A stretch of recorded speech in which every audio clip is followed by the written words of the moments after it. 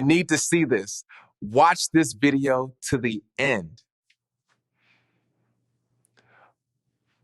It will cost about 1.5 million naira to fix this Mercedes-Benz CLE after it goes through this flood. And for this Range Rover, it will cost about 3 million naira. And for this Toyota Avensis you are seeing, it will probably cost about 0 naira to fix because nothing is going to get affected. I know the question on your mind. Why can some cars drive through flood and others can't? It is very simple. In fact, look at it like this.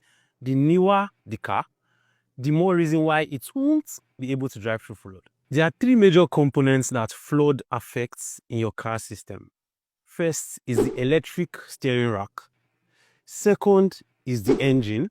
And third is the brain box or the ECU. Now, depending on the height of your car, the level of the flood determines what goes bad in your car when you drive through it. This Mercedes-Benz GLE 350, for example, is high off the ground. As you can see, it is an SUV.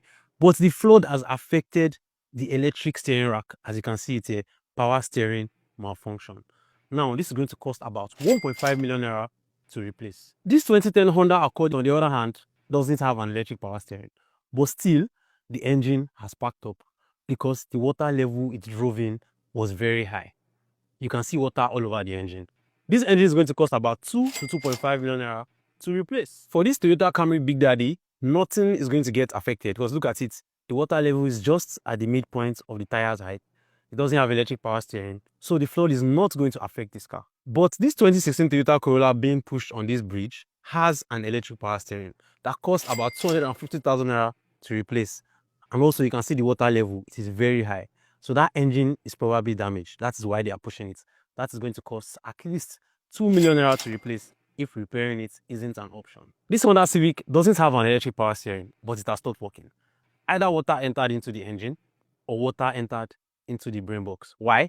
The water level was very high. Bottom line is, before you go out to that car in the flood, you need to ask yourself these three questions. 1. How high is my car compared to the height of the flood? If you cannot answer that question with conviction, then you should not take out the car, because any flood that enters your car when you open the door is going to affect your car very bad. Whether it has power steering or not, it's going to enter your engine, I mean the water. 2. Does my car have an electric power steering? If it does, don't drive it out. Don't drive it out at all. Now, electric power steering is not a bad thing. That is what makes your steering very soft. It makes it very soft. Feels like you never have a steering, you're just turning. But yeah, water affects it, sadly. The third question is, are there holes under my car that when I drive through flood, water is going to seep into the car and start to affect things? Make sure to share this video with somebody to save their cars and save their pockets. My name is Crank, and this is 234 Drive. Kindly follow us for more videos.